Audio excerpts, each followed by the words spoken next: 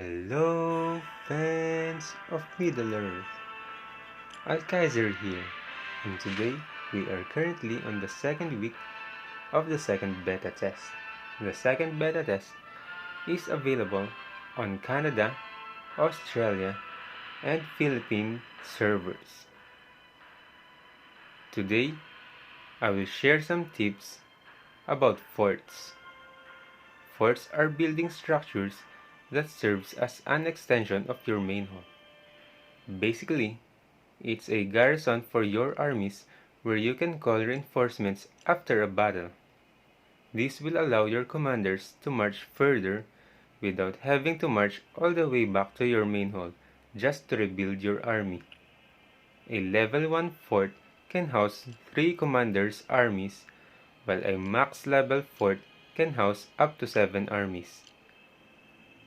Forts give extension areas where you can march. However, an army must be positioned on the fort in order to gain access to the lands inside the fort's scope.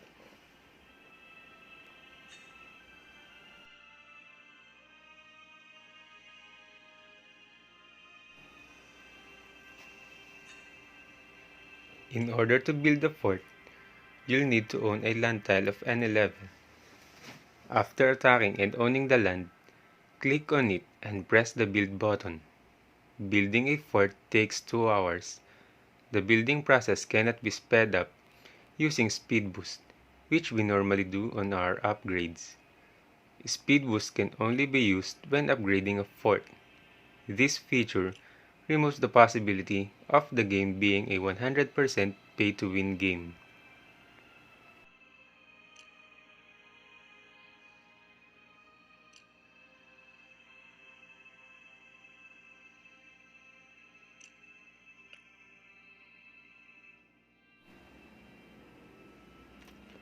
Forts are crucial when it comes to marching on control key points. For example, our faction is planning a march towards Moria. Everyone must be able to build a fort near the keep hours before the attack to allow their armies to gather on their respective forts. But carving your own way towards the target is a rigorous task, because you'll need to establish multiple forts before reaching the target keep. Remember, a fort takes 2 hours to build. If your main hall is 8 forts distance from the keep, then you'll need at least 16 hours of preparation. For this problem, fellowship leaders use fortresses. Fortresses serves as a fort for all members of a fellowship. Fortresses are built on 4x4 lands or tiles that are at least level 6. They are built strategically, preferably near your fellowship's next area of interest. Its functions and features are the same as a fort.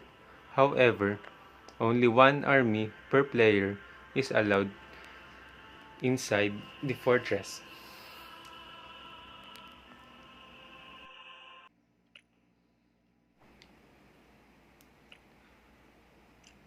Forts and fortresses can also be dropped or demolished.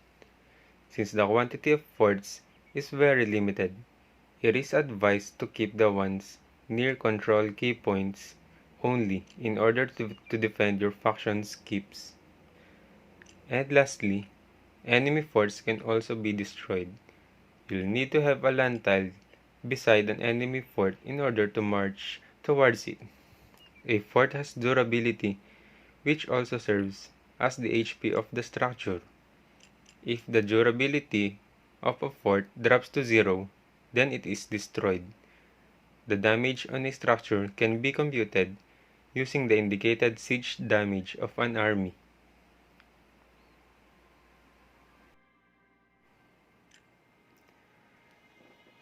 So that's it, guys.